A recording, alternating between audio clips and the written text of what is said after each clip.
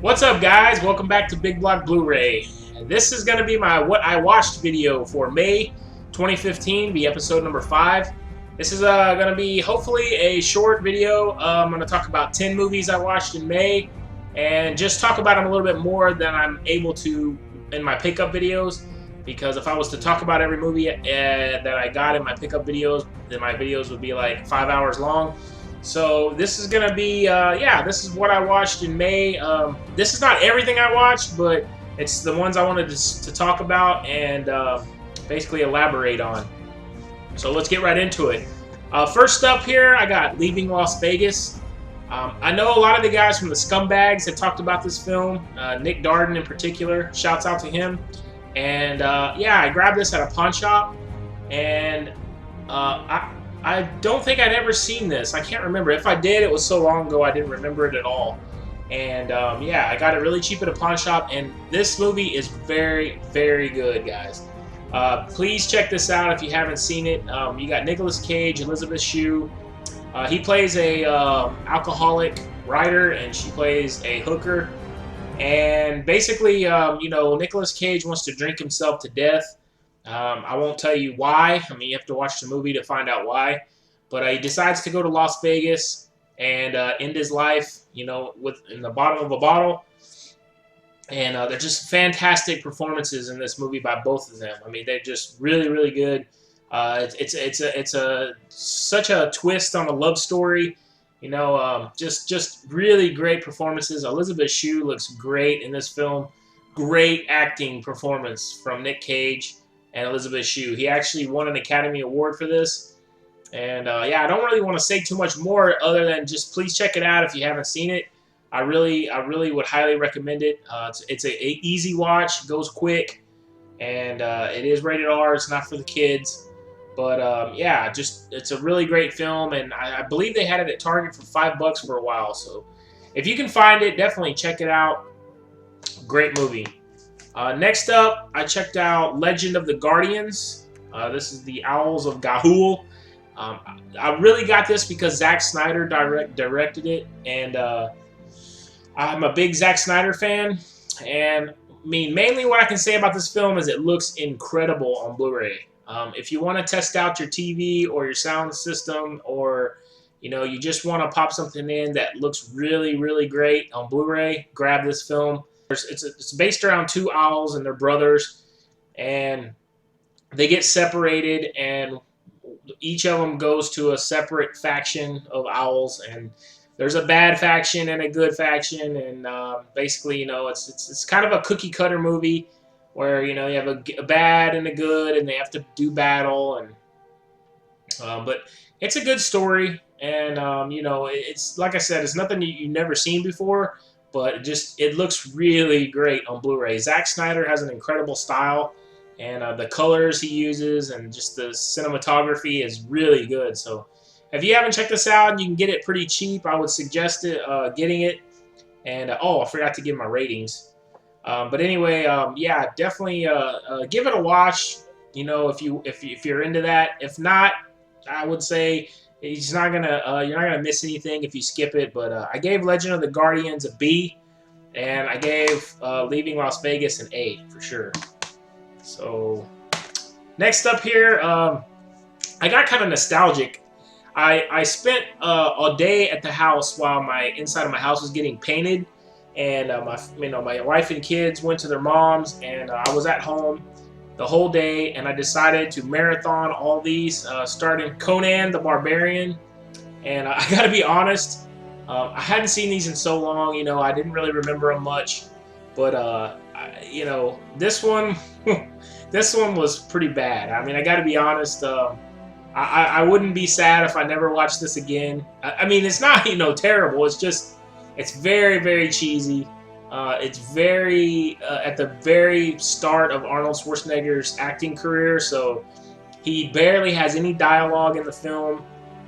It's really kind of slow, and I remembered as a kid it being really cool, but I gave it a C. I probably won't watch it again. I mean, it's cool to have in my collection because it's Arnold Schwarzenegger, but it's more or less just a showcase of his body. I mean, he does so many scenes where he's just flexing and holding a sword, and I mean, the movie is, like I said, it's very slow, but you know, it's about, he's supposed to be a thief, and it's like, how would a thief get this kind of body? Like, really? Like, I mean, you know, yeah, what, you know, it is what it is. So then, you know, I had to keep going, so I watched Conan the Destroyer. This one's a little bit better, I guess. Again, it's very cheesy. A showcase of Arnold's body. He doesn't have a lot of dialogue. His partner, or not really his partner, but Wilt Chamberlain's in this one, and they're supposed to protect this princess. And it's got a lot of goofy makeup, you know, giant snakes and things like that. But there was one hilarious moment. I can't remember if it was in the first Conan or this one, where Arnold literally right hooks, I believe it's a camel, and like knocks it out. It's hilarious. But other than that, these movies are pretty bad. I mean, if you want to have them in your collection because Arnold's in them, you know, I respect that. But yeah, I'm probably not going to pop these in anytime soon. Maybe 10 years from now, just to laugh or show them to my son. I might, but yeah, they're pretty bad. And yeah, that's that. I gave The Destroyer a C+. It's a little bit better than the first one, but still kind of a bad movie. And then I popped in Conan the Barbarian, the remake. This one's with Jason Momoa. And I actually enjoyed this film quite a bit. It has Ron Perlman plays his dad. And I had seen this one previously, but I didn't remember it at all. Once I popped it in, I started remembering, oh yeah, I have seen this. But yeah, some great action scenes in this. Some great brutality. I think Jason Momoa plays a good Conan. And it's much better to me than the originals. You know, I know some people might get upset with me saying that, but I feel like this one's a much better. And yeah, I mean, you know, it's not anything super special, but I feel like if you're gonna buy a Conan movie, this would be the one that I would suggest you buy. It's updated, has better graphics, has better, you know, better makeup, better all that. And I feel like the story is pretty good in this. It's easy to follow, and yeah, I just feel like it's a fun, you know, fantasy-driven type sword-swinging movie. And the villain was actually really cool in this. There was actually a bunch of cool villains in this. The main guy, he has a daughter who's like a sorceress, and she has some cool like spells and things she does. And then there's a cool scene where Conan is fighting these sand creatures, and really cool. So I would suggest checking this out. I gave this one a B+.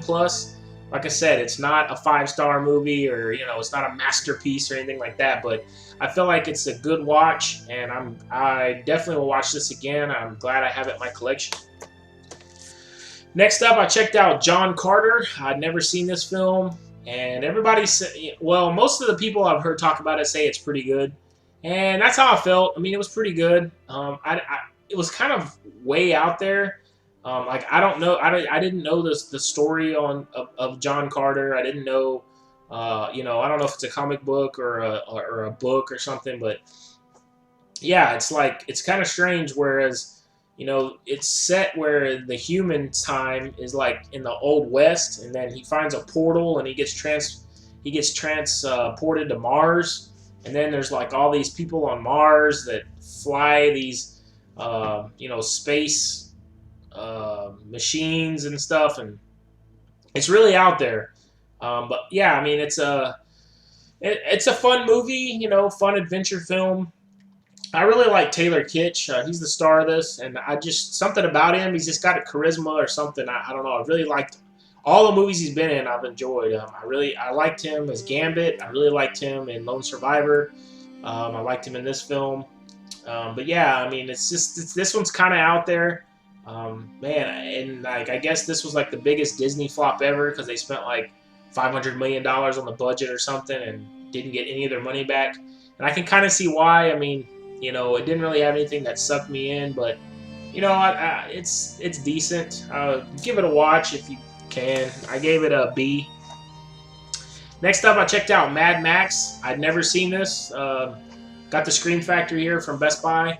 and I really enjoyed this film. Everyone I hear talk about this said it was slow, and I didn't feel like it was slow at all.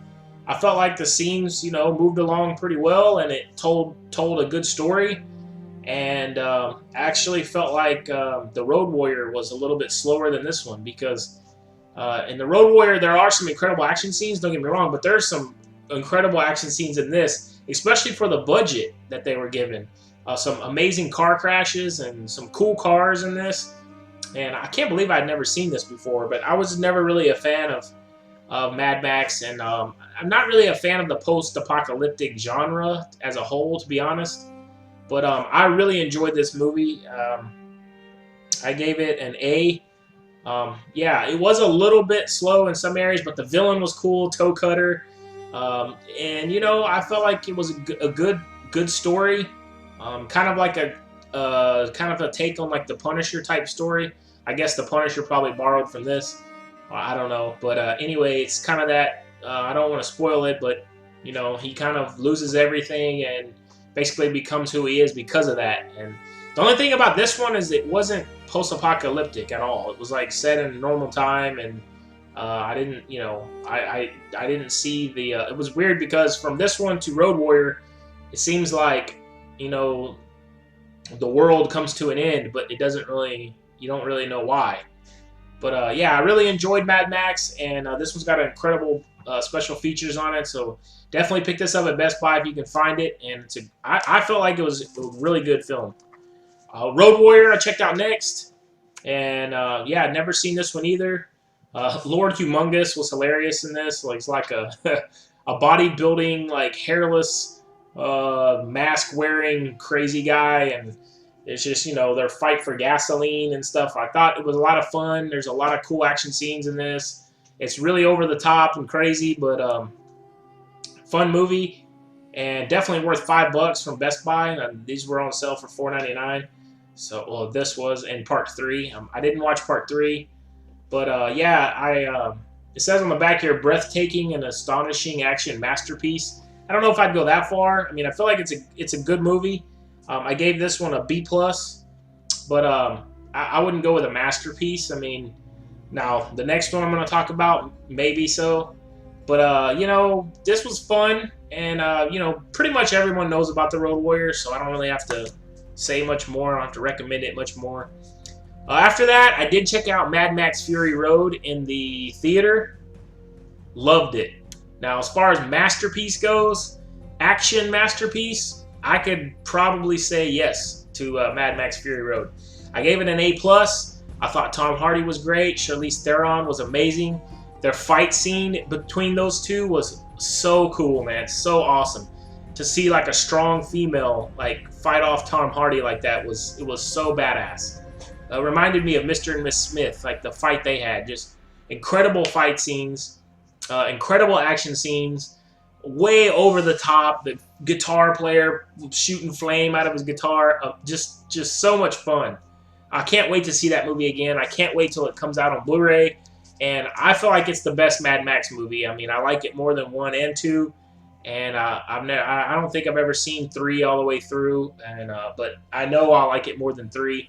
I think it's fantastic. If you didn't get a chance to see it in the theaters, definitely pick that up on Blu-ray when it comes out. And last but not least, we got Predestination here. I'm a big sci-fi fan, and everybody was saying how this was a great film. I enjoyed it a lot. I thought it was really well done, especially for like a lower budget. You know, it wasn't a blockbuster movie type, you know, in the theater. Ethan Hawke is great in this. Sarah Snook is great in this. The first half is kind of set in a bar where she's kind of telling a story, and then the second half is just showing you how everything unfolds.